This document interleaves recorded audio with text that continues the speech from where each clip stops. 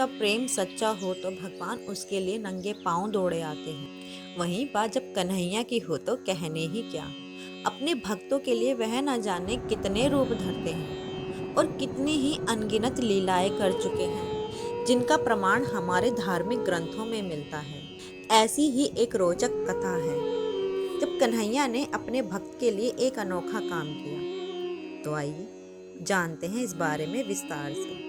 पौराणिक कथा के अनुसार एक बार की बात है, किसी नगर में एक राजा ने मंदिर बनवाया जिसमें श्री कृष्ण की एक मूर्ति भी रखवाई, लेकिन उसकी कभी पूजा नहीं की। पूजा करने के लिए मंदिर में पुजारी को रखा गया।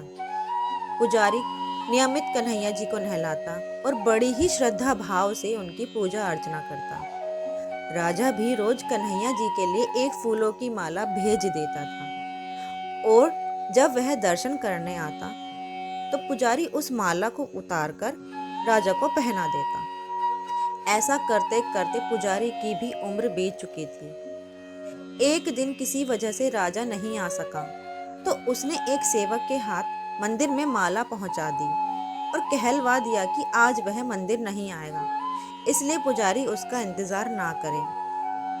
इतना कहकर सेवक चला गया। पुजारी ने हमेशा की तरह कन्हैया जी को माला पहना दी, लेकिन जब शाम हुई तो पुजारी यह सोचने लगा माला उतारकर किसे पहनाई जाए। उसने सोचा क्यों ना ये माला आज मैं ही पहन लूं। वैसे भी मेरी उम्र हो चली है, जीवन का क्या पता कब खत्म हो जाए। इतना सोचकर पुजारी ने माला उतारकर अपने गले में डाल ली, लेकिन इतने में ही सेवक आ गया और उसने बताया कि राजा की सवारी मंदिर में पहुंचने वाली है। राजा की सवारी आने की बात जब पुजारी ने सुनी तो वह डर गया। उसने सोचा कि अगर राजा ने उसे देख लिया तो वह तो उसे मरवा ही डालेंगे। आनन फानन में पुजारी ने माला उतारकर वापस कन्हैया जी को पहना दी। जैसे ही राजा अंदर आए तो हमेशा की तरह पुजारी ने माला कान्हा जी के गले से उतारकर राजा को पहना दी, लेकिन माला पर लगा सफेद बाल देखकर राजा समझ गए कि पुजारी ने यह माला स्वयं ही पहनी थी। बस फिर क्या था, राजा क्रोधित हो उठे और उन्होंने गुस्से में पुजारी से पूछा कि माला पर सफेद बाल कहाँ से आया। तब राजा की बात सुनकर पुजारी डर गया और बोल पड़ा, ये तो कन्हैया जी का है। अब तो राजा और भी क्रोधित हो गए, क्योंकि कान्हा तो भगवान है और उनके सफेद बाल कैसे हो सकते हैं। इसलिए राजा ने फरमान सुना डाला कि कल श्रृंगार के समय राजा खुद आएंगे और देखेंगे सच में ही कान्हा जी का सफेद बाल है या पुजारी झूठ बोल रहा है। उन्होंने कहा कि अगर पुजारी ने झूठ बोला होगा तो उसे फांसी दे दी जाएगी। राजा का फरमान सुनकर पुजारी का बुरा हाल हो गया। उसने सोचा अब क्या करे, कहाँ जाए, अब तो उसका मरना तय है। तब रोते रोते वह भगवान की शरण में पहुंचा और उसने कहा कि हे केशव, मुझसे झूठ बोलने का अपराध तो हुआ है, लेकिन हो सके तो मुझे क्षमा कर दें और राजा से रक्षा करें। पुजारी ने कहा कि हे माधव, आपकी सेवा करते करते मैं वृद्ध हो चुका हूँ, अब आप मुझे माफ कर दीजिए, ऐसी गलती दोबारा नहीं होगी।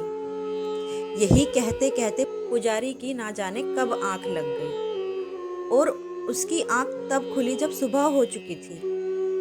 उधर सुबह होते ही राजा भी आ गया और कहने लगा आज कान्हा जी का श्रृंगार वह खुद करेगा। ऐसा कहकर जैसे ही राजा ने कान्हा जी का मुकुट उतारा तो देखा कि श्री कृष्ण के तो सारे बाल ही सफेद हैं, लेकिन राजा को फिर भी यकीन नहीं हुआ। उसे लगा कि फांसी के डर से पुजारी ने ही बालों को सफेद रंग दिया होगा। राजा ने सोचा क्यों ना कान्हा जी का एक बाल तोड़कर देखा जाए।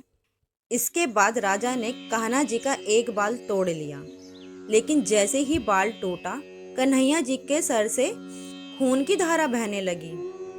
यह देखकर राजा भगवान के चरणों में गिरकर माफी मांगने लगा।